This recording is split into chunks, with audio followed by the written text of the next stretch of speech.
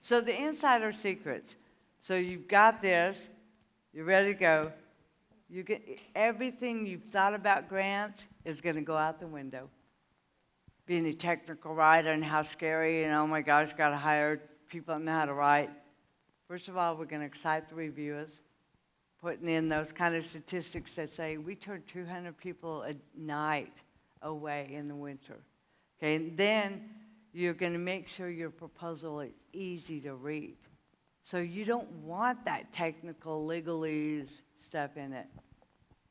And what I do, and one of our mentoring students was going, why'd you do that? It was a Workforce Investment Act. It was one of the WIA grants. It was for employment for a one-stop center. And I asked them, the first thing I said, who's going to be reviewing this grant? And they were like, and even the office was going, what? I don't know. Well, who do you know that could find that out? Well, let me call the supervisor. Oh, on this one, because it's the one-stop business employment center, we're bringing in business leaders. Usually it's a lot of the bureaucrats, but this one's different. That's going to help me figure out how to write the proposal in a different way if our business leaders are reading it versus our Medicaid and our inside people. So ask about that. You brought up a good point. I would say that how many grants have you ever written where you didn't pick up the phone first? Never. I have not either. And I would say that for you to pick up the phone immediately will save you hours and hours of heartache down the road of just asking a few simple questions. You know, one question I'm sure most of you in here have is, well, can I apply for this before I get my tax-exempt status? Yeah. Okay, Yep. That's a very critical question when you pick up the phone. And you know, when I'm working with a mentoring student, we'll even do this together and ask the question, well, can I apply for this grant even though I'm not a tax-exempt, number one. Number two, okay, can I use a fiscal sponsor or fiscal agent, another organization who does have tax-exempt status? Okay, that's a critical question to ask early on that will save you a lot of time. The other thing is the websites lie. So when you're doing a lot of research on a grant, when you find something you may like, I always pick up the phone and call, and they'll say, well, did you look at the website? Yeah, but I want to hear it from you. What funding do you have available right now? Okay, that website may not have been updated since 2010. And a lot of times just getting them on the phone, what are we doing? We're connecting, right? And just getting them on the phone, they'll say, oh, man, we haven't had funding for that one, Ryan, for a year, but this isn't even on the website. Points you straight to a huge pot of money that no one even knows about. Okay, that's the power of connecting. That's the power of picking up the phone and not sitting back. I don't know how many people I know that filled out a whole grant application and submitted it on a scenario that there's not even any funding for. Yeah, a lot. And when you're looking at the RFP, to save you guys time is all we have in life. Time is our most precious resource. And so to look at that RFP or NOFA or NOSA now, up front, it'll say eligible entities. Make sure you're eligible. Due date. This is where, if you look at your nonprofit councils around the country, one of the number one reason that proposals get rejected is they miss the deadline. So if that grant is due to Monday at 3 o'clock, we're not going to be able to do it. So that saves you so much time just looking at those two things, and they'll address them up front. So now we're starting to think about the program. So you're going to want to think about the rationale, objectives that fit within the priorities. And then you're going to have a well-communicated importance of the topic. Again, like the 200 people that are turned away. Have a discussion of the outcomes.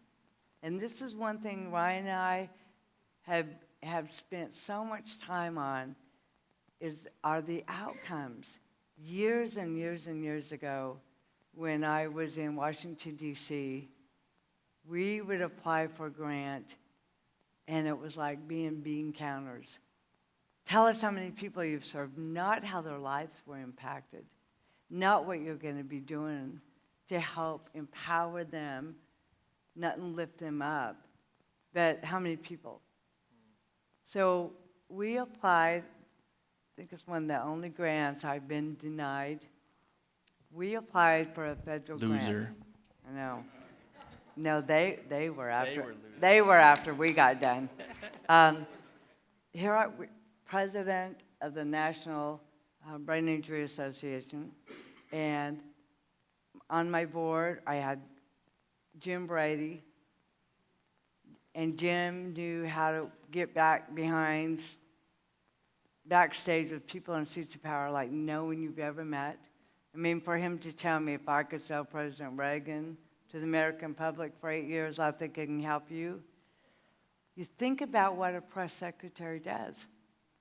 His job was to sell the president to all of us. He knew Congress, he knew everything. Another woman I met was called about, go see Sharon, go meet Sharon. She's living in the back bedroom in Michigan. She sustained a brain injury. She worked for NBC for 12 years. She got a fellowship from the MacArthur Foundation. She went over and did a documentary on apartheid to South Africa. And it won an Academy Award nomination.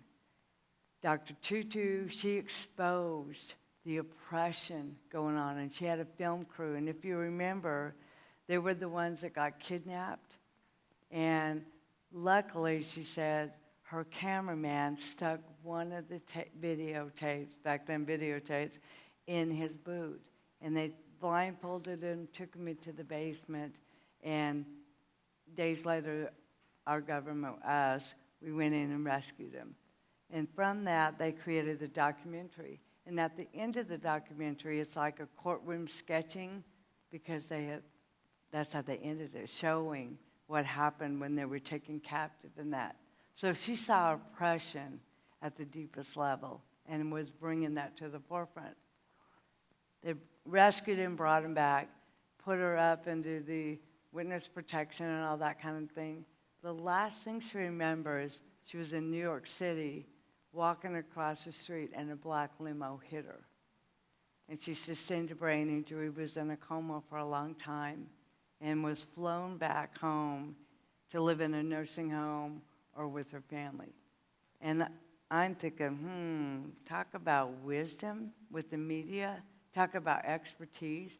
She just filmed the deepest oppression there is going on. Could she help us in our movement? So I flew out, met with Sharon, told her what we were doing. Come on, be part of our committee. So I had Sharon as our media director. I had Jim Brady as our connector with Congress. The Attorney General for the state of Montana was driving to a Supreme Court hearing in Montana behind a big truck. It had full of lumber. He was in his Corvette. He was a hot shot, not nice person. And driving up there, and the lumber came loose, and all that lumber flew through his windshield. And he was in a coma for months and months and months. And I'd heard about him. I thought, we need a legal arm for our movement. So I went and met with him and brought him into it. So when you're connecting all the people with so much to bring to this world that are left on the sidelines, that are sleeping on benches, bring them in. Not only do they start becoming part of the solution and leading the movement, it's the most fulfilling thing I've ever done to see someone like that being able to help lead the movement. So we submitted the first time a grant came out for the brain injury, from Brain Injury Services. It came from the National Institute of Health, and then National Institute of Disability Rehab and Research. They'd put together millions and millions and millions of dollars. So we, at Asner, Jesse Jackson, Harrison Ford, you name it, we had letters of what do you call it? Support letters from everybody, right? And people with brain injuries, people in comas, people in the, so we submitted, it got the highest marks of any proposal, but we got denied. Here's what you guys, you gotta know this part. You can request the reviewer's grading, okay? We called and said, we want to see the reviewer's marks, because as a grant reviewer, every single proposal I review, you mark either the points, you rate it, you rate the grant. Well, we couldn't get the reviewers, they wouldn't get them to us.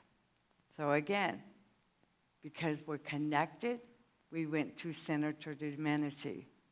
At that time in Congress, he was the head of the Senate Finance Committee, the third most powerful person in the United States, and he was my mentor. Trace and I had walked in, when I first started walking, we'd heard from the town hall meeting with Governor Richardson, Congressman Richardson at that time, that we need to meet with our congressional delegation. So we did it. We called them, said we're going to be there next week, and we get meetings. We flew to Washington, D.C. My mom and dad kept the 3 kids, and Natty was only 6 weeks old, but we had purpose. So we took Natty with us. We got in there to Senator Domenici's office. I could barely walk or talk. His assistant, never discount the assistants. That's where I saw Ryan do magic.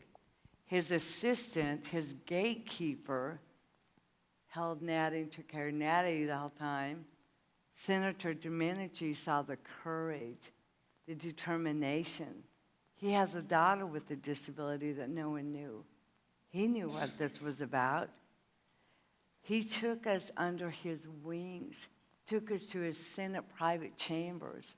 From that day on, anytime I needed to see him, I would call Angela. Hey, Angela. Well, meet me down at the cafeteria tomorrow at 10:30. He has 30 minutes running to his neck. The gatekeepers are so important. And it was real. I mean, so Senator Domenici, when we went to him and tattletaled, which in a great way, and said, look, we can't get the reviewers' remarks. Within 24 hours, we had the reviewers' remarks. And it showed where we were ranked the highest proposal, and Mayo and NYU and all these other places submitted proposals because we were a hot funding mechanism. You know, brain injury, man, they were making a lot of money off us. We were going to set up a media center and start training providers around this country how we needed to be rehabbed. And we had the video series set up with the top at the top in this country, with Jim Brady, with Sharon Soper. And when we looked at the only reason we didn't get the proposal, we didn't have enough medical professionals involved to help take care of us. Do you think that went over well? But this is what the persistence and the never giving up and the letting go of fear and the remembering that you're about freeing your people and remembering that Bradley and that Elizabeth and that you hold near and dear. Senator Domenici went on the Senate floor. He took this with him, and he said, Mr. President, pulled everybody together. We have a courageous woman from New Mexico, Sherry Watson, my state, leading a movement. It's in the congressional record now. But what's even bigger on that is he said, how can we serve people without involving them? Because we started handing out flyers all over Congress saying, you would not fund a Native American center and have white people run it. You would not fund an African American center and have white people running it. What's different with us? You know, what's different? And as an outcome from that came PAR, Participatory Action Research. No funding can go through now unless they have people they're serving involved, whether it's on the boards, whether it's in the... So even though we didn't get the funding for it, we changed an entire system in this country that allowed us to be a part of it. You know? So when, don't give up, follow through like Ryan said, keep connecting with them. And if you aren't funded, find out why. And if you've got that connection going with the legislator, with the county, city, whoever you're playing with, bring them into it. They've been our advocates from day one. And what's the worst that they can do? They can't eat you, you know? I mean, what's the worst? It's not like in the old days, you know, when, you know, things were really scary, you know? You had dinosaurs running around, they could actually eat you. One of the guys that used to work for me said, what's the big deal? They can't eat me. And it's so true. The worst that they could do is say no. And what Sherry said, and I hope what we've shown you is that, man, who cares if you have a couple no's, right? What's worse, someone telling you no, or these people never getting the service that you're wanting to provide? We talked about that at lunch today, and it's so true. What is worse? And that's what keeping your focus on the outcome. That's the power in that, because I guarantee you, every single time she picked up the phone or threw the kids in the car, and Tracy and her went to Timbuktu to get this stuff accomplished, she wasn't thinking about herself. She wasn't thinking about, oh no, what if they say no? She was thinking about, what if they say no, that's fine, but at least I gave the effort because these people need this. And so keep your focus on the outcome, and I promise you, with enough tenacity and fearlessness and butt kicker, you can get it done. And you know, Ryan, address the pitfalls. You know, when people come to us and bring us a grant, another key for you, when they said they fund $500,000 to $5 million. Well, should I write it for $450,000, being the lowest bidder? You're not bidding on a contract. You're submitting a proposal. As a reviewer, if you had unrealistic expectations that we're going to end world hunger, and we're asking for $100,000, how are you going to do that? You know? But if we're going to end hunger in our county, and here's how we're going to do it, and here's who we're going to serve, and the budget, we're a corporation. You're a business. Our job as reviewers is to make sure we're selecting the ones that are going to be good stewards with the money and create economic impact in our community. And so if I look at a budget for $100,000, and you're going, that's going to take at least $250,000 to hire the people they're talking about. It doesn't match. So it's not a contract process. You don't want to underbid, because then you're not showing us that you have the business savvy to run the corporation. And don't forget, it's a simple story, where you're going and how you're going to get there. It's got to make sense.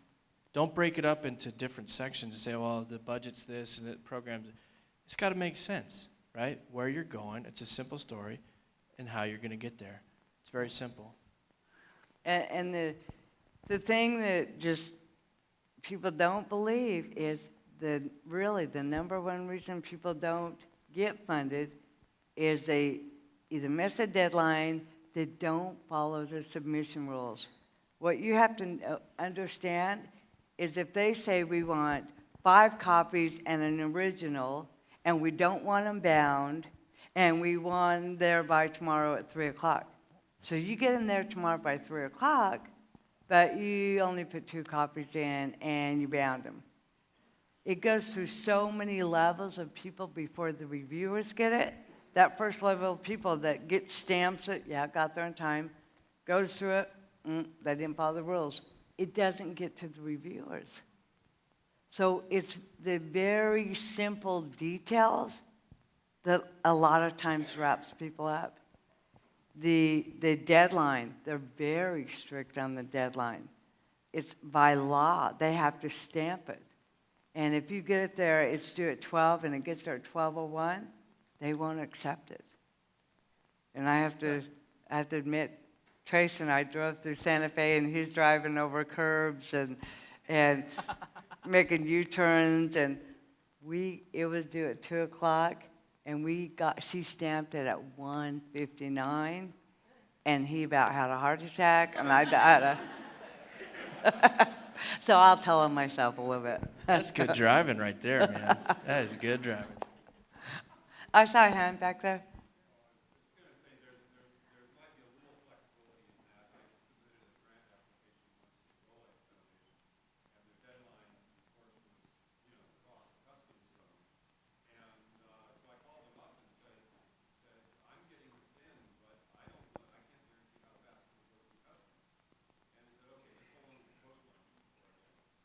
That's great. Okay, that's I'm so glad you said that. There's a very big difference between a foundation and government grants, okay? Government grants, they really do have that stamp and they're right there, and there's a legal obligation. Foundations have more flexibility. So right now we're talking about government, but then foundation grants is a different thing. Thanks for bringing that up. So, foundations of grant money. Talking about now the government grants and what you could do, there's also now foundation grants. You led us right into it. Thank you. What he's talking about, especially being able to have that personal communication where it's like, okay, I'm sending it, but it's not going to be there by tomorrow. Okay, as long as it's postmarked. That, again, that connecting. But what we're doing with foundations now, again, time saving. Send a letter of inquiry, a letter of request, a letter of intent. Most of them are called letters of intent. So when you look up, start with your community foundations. Start with your local foundations. I know for like Bill and Melinda Gates Foundation, they don't accept proposals. You have to be acknowledged and brought in. And it's much harder. A lot of them are that way now. Yeah. A lot of them are by invitation only. Yep. And a lot of it's through people sending letter of inquiries. You see, that's so cool now. They're doing that.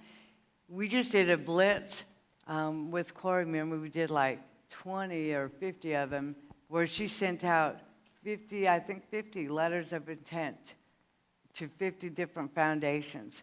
And then they came back with saying, it doesn't fit in our parameter, or we're not accepting proposals to September, but we'd love to have yours, or yes, you're in perfect timing. So we knew who to work on right then instead of just keep sending proposals. So for foundations, this is awesome. When it's pretty easy to get a list now with technology, it's pretty easy to get a list of the foundations that are either by category, like the categories, whatever the service area you guys are looking into, or by state or by region. The other thing about, and you guys are going to want to write this down, when it comes to foundations, there's something that people, I sure the heck didn't know about it until about a year ago, but it's a little thing called the Donor Advised Fund. Okay, and typically, they are found, and if you don't ask for them, you're not going to find them very easily. But a donor-advised fund is simply a vehicle that wealthy individuals can place money into this donor-advised fund. Instead of creating a foundation, they can put this money into a donor-advised fund, and then they get to receive the tax deduction that year, okay? But that money sits there really forever until they find the organization or the organizations that they want to give that money to. It's a very, very, very slick vehicle, and Derek can tell you with Living Legacy Institute, literally an individual notified us one day they had a donor advised fund, and the next day he pulls the trigger, is $50,000 going from one account to the next. So donor advised funds, donor advised funds are something you guys want to look into, especially with your local or regional community foundation. When you also talk to wealthy individuals, you can ask them if they have a donor advised fund. But I would really, encourage you guys to pursue those. They're fun and very, very easy.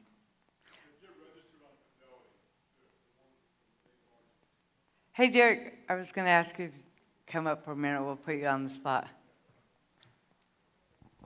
Because when you start talking about that, and there's a couple other things, talk to them about with the donor advised fund, how that worked. Yeah, it's so what Ryan was saying earlier about these accounts that are held that can grow for philanthropic endeavors, and you can register your organization with them. You can do it electronically, online, and it's not even. It used to be like a mail-in application thing, but it's so quick now.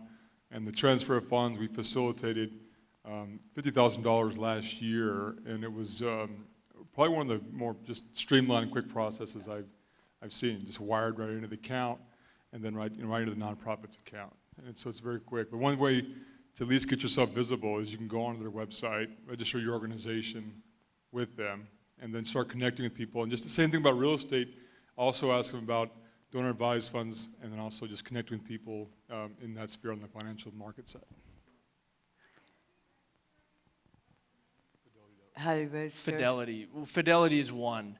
Fidelity is one financial institution that does manage donor advised funds. But there's tons and mostly, tons. yeah, That's the big one. yeah, it's the big one, and then the others are, I would say thousands, hundreds or thousands of community foundations, where, like for example, I looked at one in Fargo, North Dakota. The community foundation there has probably 80 donor advised funds that they manage, and they're all different sizes. But guys, what they are is it's money sitting in an account that they haven't selected the nonprofit to give that money to yet. Yep. And all they got to do is push a button, and that money goes from this account to your account. And they're allowed to grow interest over time.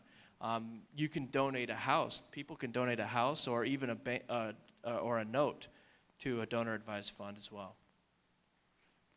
Tim, that was going to be here with us on the panel, he just received a $5,000 grant from the community foundation, and they said use it for infrastructure, use it for capital, use it for administrative, use it for seed money.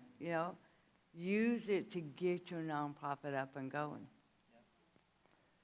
And Derek, I was going to ask you if you talk to him when Ryan mentioned that if you connect and they said no, we only will take a 501c3. Government grants are much more lenient because something very important for you to know is when you get your nonprofit back next week, and even if it's 2 years from now, that you get your 1023 tax exempt status, it's going to be retroactive to next week, okay? So the government grants, we've even seen several now that are saying, oh, no, if you're a nonprofit. Some of the large foundations, the one in Detroit we just looked at, they said 501c3 or there are circumstances will work for you if you don't have your 501c3 because they have $3 billion that they need to administer. So look, if they require a 501c3, which is going to be a lot of the foundations, because for them to keep their status, they must show that they've granted money to 501c3s. So it's a very different legal thing. If you're not a 501c3 yet, you can still submit with a fiscal agent. I was a fiscal agent for so many years for many new nonprofits. I would submit the proposal, and so when you look at the foundations, most of them on the front will say, we'll accept fiscal agents. So Derek, talk a little bit about what you're doing with Living Legacy Institute and the role you play in that. Yeah, I think that's the biggest role right now. It's kind of a nonprofit's nonprofit. We're here to support nonprofits. You know, that's what this nonprofit does, especially with our mentoring students. Not just on the facilitation of real estate, but also as a fiscal agent. So that still opens more doors to you, even if you're relatively new or startup. You can at least get in the door, you can apply and run that funding in an organization that adheres to the IRS guidelines like we do for all the reporting, accounting, and auditing. So that's a big part of what we do. That's again, we talk about on the real estate side, when we're facilitating, if you're not quite exempt yet, and we can have methods to structure that funding to come to you when you do reach that point. The same thing as acting as a fiscal agent, only just with the reporting to the IRS, and also so the foundations can comply with the law. They need to give out 5% of their assets by the IRS to do so, to remain a foundation, and for the nonprofits to continue to raise funds and get in the doors where normally they couldn't if they're not yet have that designation yet. You know what that means, don't you? That means you guys don't have an excuse to go out and get busy. I've heard that excuse so many times. Well, I'm not a tax exempt organization, so I'm not going to go do it. You guys have no excuse. No, they don't sound like that. They say, you know, anyhow. Basically what that means is, and this is really, I think, the scariest process or the scariest section of time for people that go through the process of setting up a nonprofit. And really, it's probably the greatest cause of failure in the process is that period of time from concept, filing your articles of incorporation, to becoming tax exempt. And so the idea is, once you're a corporation, and Sherry could tell you this, I think she raised like $45 billion before you got your tax exempt status. Felt like it. Something like that. But the point is, don't be afraid to go out and do business before you're tax exempt. Always ask the question. But now, we've got the process down to a science of getting your, and we'll talk about this more tomorrow. It's pretty exciting stuff about getting your, I made some beautiful ladies' day earlier talking about, how easy it is to expedite your tax exempt application, and so we'll talk about that tomorrow. But don't be afraid. Don't let that be the thing that stops you from talking to people. And all you have to do is simply ask, can I use this funding for, if I'm not a tax exempt organization, can I use a fiscal sponsor? And oh, by the way, here's a question that's going to be kind of early for tomorrow. Would you be willing to give me a grant if I was tax exempt? Okay? Remember that question for tomorrow when we talk about expediting your 1023 application. And we have some fearless students. Just an example, we will be on our calls, and they have just submitted their paperwork for just incorporation, and they already have real estate leads. They're already talking with funders. They don't hesitate. They don't wait. They go into it full force. So 100%, no fear. Get out there and do it. And another thing, bring it, Derek, is on the connecting piece that leads to the finding the grant money. When our federal congresswoman in New Mexico, she was the Secretary of the Department of Health, fifth generation. Most of our buildings are named after her dad or granddad, the Lujan building and all those, Michelle Lujan Grisham. And then she became the Secretary on Agency on Aging, and a firecracker, they call her. And her and I in the beginning, you can imagine, it was kind of like this. She knew what she was doing. No, we need to change this so we can free our people. No, I know. we came out of that room with our arms together going, we're going to make a difference. We're going to change this. And so for 20 years working with her in that direction, and now she's a federal congressperson. So when I say federal grants are hard to get, she still represents the state of New Mexico, right? So I'm not going for federal grants. Living Legacy and Derek aren't going for federal grants, but we're sure connecting with her and saying, now Living Legacy Institute is doing real estate, and she said, oh my gosh, there's the county of Bernalillo in New Mexico is putting together a multi-million-dollar fund. Our biggest gap is transitional living. So that connecting with that federal, and now Derek with Living Legacy and Ryan are going to be then getting the funding that she hooked us up with that's at the state level.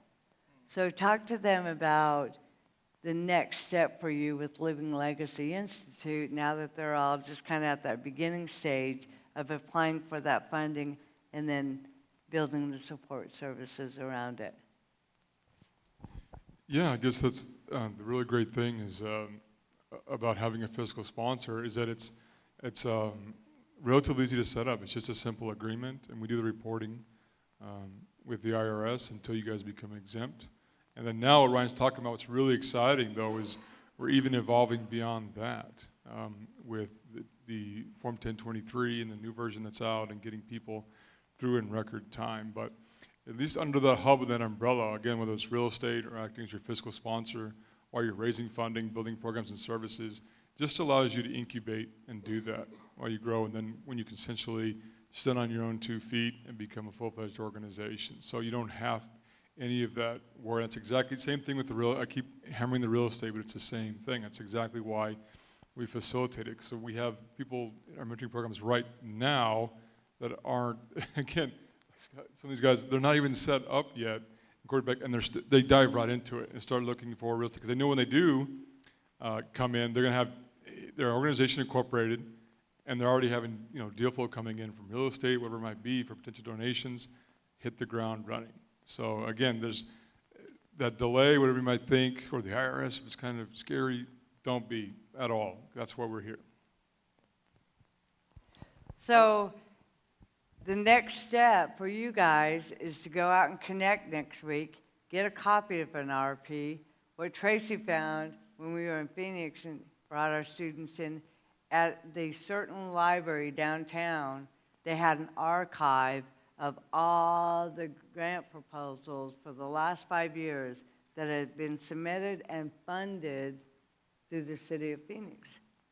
What a great place to take mentoring students and start looking through successful written proposals. So even when you're talking to your city and county leaders, I'd like to see a copy. I'd like to get a copy of a successful proposal that was funded through CDBG funds. Get an idea of what's going on there. So in other words, you guys, there's no excuse. Yeah. Now you have all the tools. Yeah. So you've got the real estate coming in. You've got the fee-for-service coming in. You've got the grant money coming in. I can't wait to see what our year-long reunion's going to be like. Yeah. Yep. One last tip. This is a huge tip for you guys. This is what it's evolved in the last 10 years with the internet, too, is so many of these grants now are online. So even if your organization is not exempt yet, or you're going forward, you can literally put yourself, at least in the running for funds right now, applying online. It's very straightforward and easy now. And they usually post past award winners. Yeah. So this is the same funding or same programs they have every single year.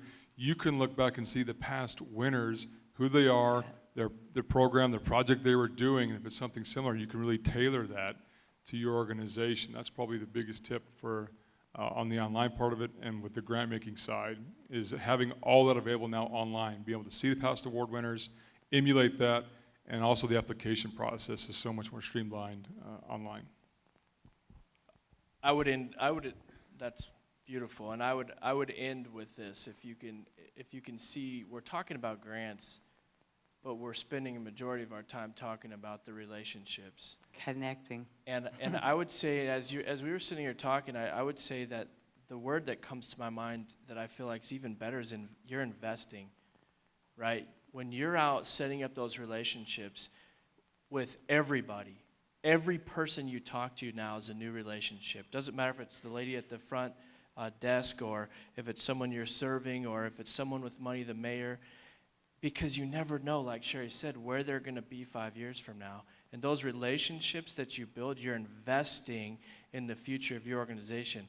It's been 12 years since I started our organization, and to this day, I still get phone calls. Hey, we got $80,000. You want it? Serious. It's an investment, and it's because I spent that time. I invested that time building the relationship. I didn't invest a lot of time on Google. Okay, I invested a lot of time in the relationships, and while I wish I had Google back then, Yeah. right? But in a way, I really appreciated building those relationships, and so so focus on the relationships, invest in the relationships, and remember this: when you're working on your proposals, okay, we talked about this yesterday. Focus on the alligators, not the bullets. Okay, people put in a proposal talking about how many bullets they're going to shoot, and they forget what it's really about. Okay? And they know I always get the last word, right? It's so important when you start getting the grants now that you show folks what kind of difference is being made. When they start seeing the people you're serving thriving and moving, when you've invested and connected and built the relationships and stayed connected where they're seeing the results and what you said you would do, you've arrived when now the RFPs, by law, they have to bring them out every 3 or 4 years, no matter how well you're doing. When that RFP comes out and says, okay, only people that are located in this county and have 51% board of directors, and this is their location, only these people can apply. That's only you. They're writing the RFP for you. So take the results and keep that going, and then the phone calls that come in from the different agency directors. State Agency on Aging called me and said, we got a new federal initiative that brought funding to us to build elder care centers. We have 100,000, would you do it? Okay, now they're coming to you, like Ryan said, because they've seen that you take the money, you're a good steward, you're making the kind of impact that needs to be made, and people's lives are changing. It's that easy. So that's it. Go ride them.